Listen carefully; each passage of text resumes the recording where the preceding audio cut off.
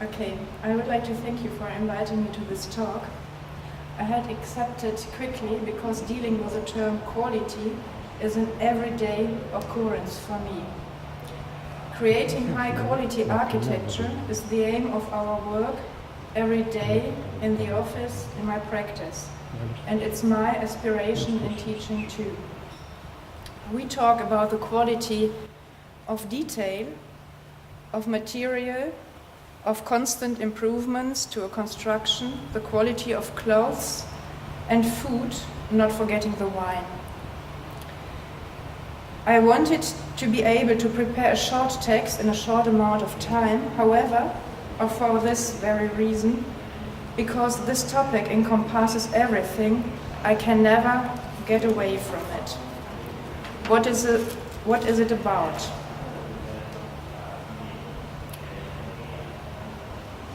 Is it about the quality of architecture, how it is generally evaluated, according to criteria of functionality, economy, according to the use of the newest technology, according to the measure of a formal shape of beauty? Or it is about quality of life? And if it is, then whose?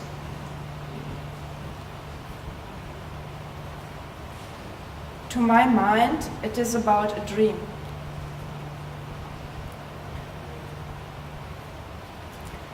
My dream is that children might be able to live in a world without war. In a world where people take responsibility for themselves and for their actions. My dream is that we might trust the relationships between people. My dream is that no person should have to be without a roof over her or his head.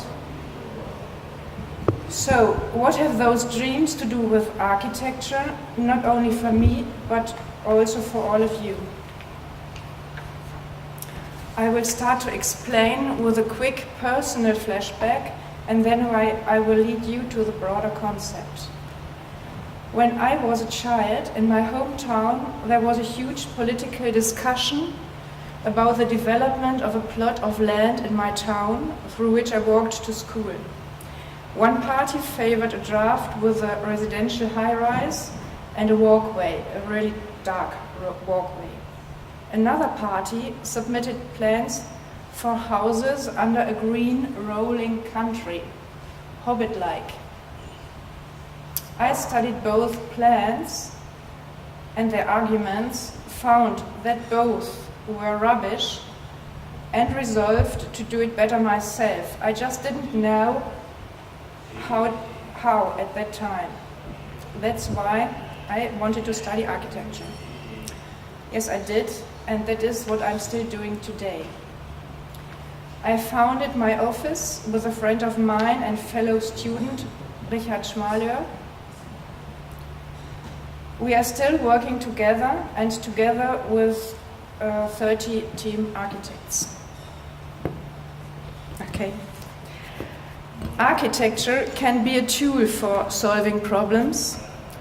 Architecture can react to social and economic developments. Architecture creates spaces for the real world. If we want this real world to exist in a better future, we have to work towards it. I don't believe that we can create a better world if we have no idea what that world should be like. We design new concepts for the reorganization of old, abandoned industrial sites. We design housing developments, buildings for learning, buildings for work. We rediscover the beauty of the existing to found new structures for living and working. I will show you some of our projects developed in spaces in between abandoned industrial spaces. This is the building we bought nearly 10 years ago. An old laboratory in an industrial site.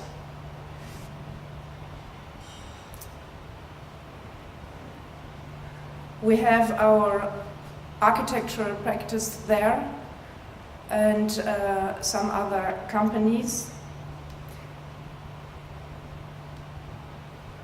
This is my office. We held the structure of the industrial interior to make it clear what was the story of this building, what is the story of this building.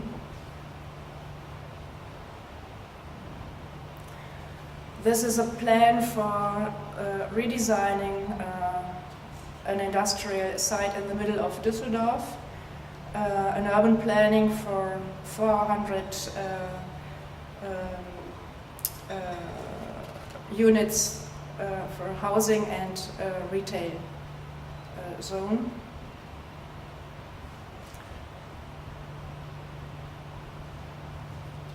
We do also the planning for abandoned high-rise office buildings. This one is a project for living, for housing.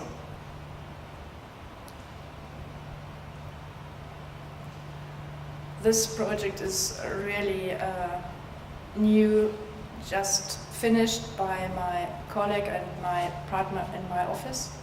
One familiar house on top of a bunker, also in the middle of the city, in the area formerly industrial brownfield. You can see here the ventilation shaft, and the bunker is underground. We did in the last years we did some expositions of art and had some concerts in there. Yeah, you can see the entrance, the old ventilation shaft of 1 meter thick concrete walls, and the entrance to the bunker. The entrance to the house is here.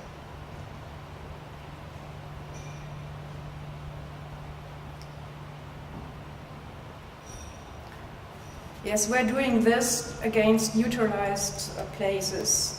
This is a project for a reading room for the University of Wuppertal. We put this circular space on the top of a molecular structure of beton. The University of Wuppertal is located on the top of a hill, so the reading room is like a crown and gives orientation for all the students and the staff, but also it is the crown and can be seen from far away. It should be a very light structure because we choose the steel construction, and the facade is similar to and refers to the traditional facades in Wuppertal made of small stones of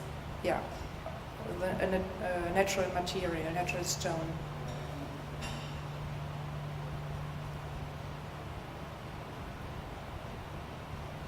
And we choose the material zinc, which can reflect the light, and so the building can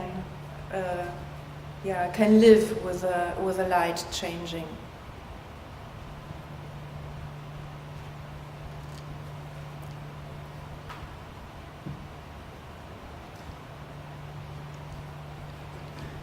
This is an image we from a project we are working right now we are building an academy for a bank of North Rhine-Westphalia for 60,000 people coming there a year. And we are reforming this old castle for the academy and building a new one. This is in the center of Dortmund-Hörde, even a formerly industrial space, an old steelwork. So there wasn't a lake, but huge halls for the steelworking company. This was the headquarters, the castle from the steelworking company, and we are planning here the new academy, the new building, and this will be a hotel which will serve also for this part. This building is a building we did for office and housing and hospitality in the ground floor. We finished it 3 years ago. And yeah, I will show you a sketch. We have been thinking about the facade, and we chose stone for the facade and different layers for the stone and the frames of the windows and the frames of the sun protected system.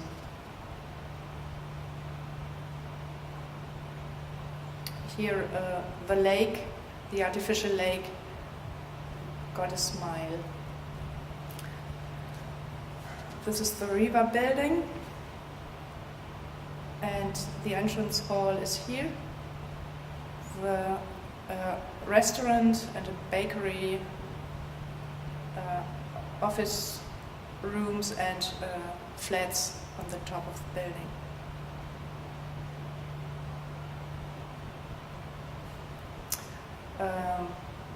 The companies could connect the floors over in horizontal,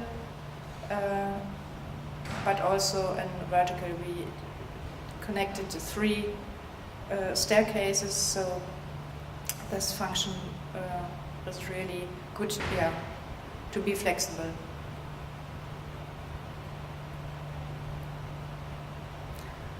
Yes, this is the view from the entrance hall to the outside with a riverboat, and we get the photographs from Olaf Tamm from Hamburgo, who made a series of photographs for those boats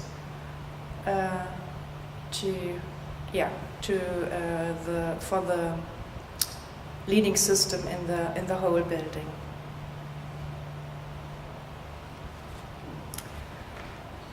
About 20 years ago, I put into words why visions are important for my work with designs, with architecture. It's about a metamorphosis, a huge project. Back then we called it Utopia, for 2 big industrial brownfield sites in the middle of the city. This is the center, here's the center of Dortmund, center of Hörde, a parking zone, and we planned here on this industrial brownfield the lake, and here we planned to resolve the huge structures of steel and iron to put into big retail companies. We had to call it Utopia because the city council didn't allow us to call it project, because they have been in this industrial area here in the east too. There had been working people there. Space is interior and exterior space. Body and void, which change with the viewer's perspective, with the light, with time. Space is also the gaps in between things. City means street, backyard, garden and wall too. Actually, the important part is these or are these impassive, leftover spaces into which our designs for the people and the city are slotted. The points where the city and the countryside and the private and public intersect, places between the present, the past and the future, are the places for borders and boundaries to pull or stretch. These are the places to create new possibilities. It is about detecting and appreciating the city between the old locations, discovering fragments, defining new and old structures to get new opportunities and telling stories. Then the idea will enter your head. Getting the pictures out of your head onto paper is the next step. The next step was that 20 years later, the idea, we called it utopia, had become reality. Only that the lake is now in the east instead of the old steel working structures. And here we have a place for office building and production for microsystem technologies. This is called Phoenix West, and here is my office building I showed you in the beginning. This is the lake, here is the castle, the academy we are planning and building in the moment, and the river building I showed you with a hole with a river boat.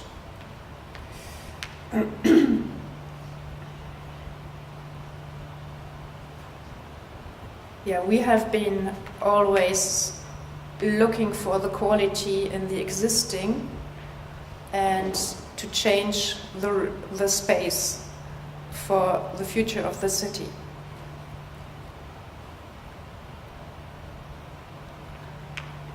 This is one of the buildings. Here will be some more buildings like this. This is another office building we did, and the rest of the industrial area, we called it ready-made because it's like an object on the ground. And this will be left. This will be resolved.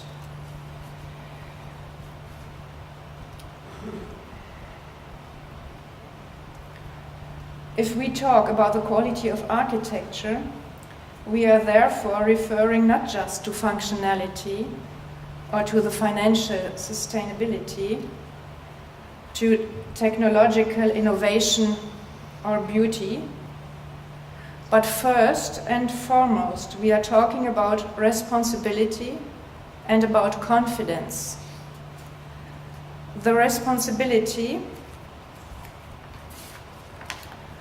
what is already there, what we find, and what we do. Aesthetic responsibility and economic responsibility. The trust in relationships between people and the trust in our own visions. If we are talking about architecture today, these are the necessary additional factors which will achieve quality of life through architecture, responsibility and confidence.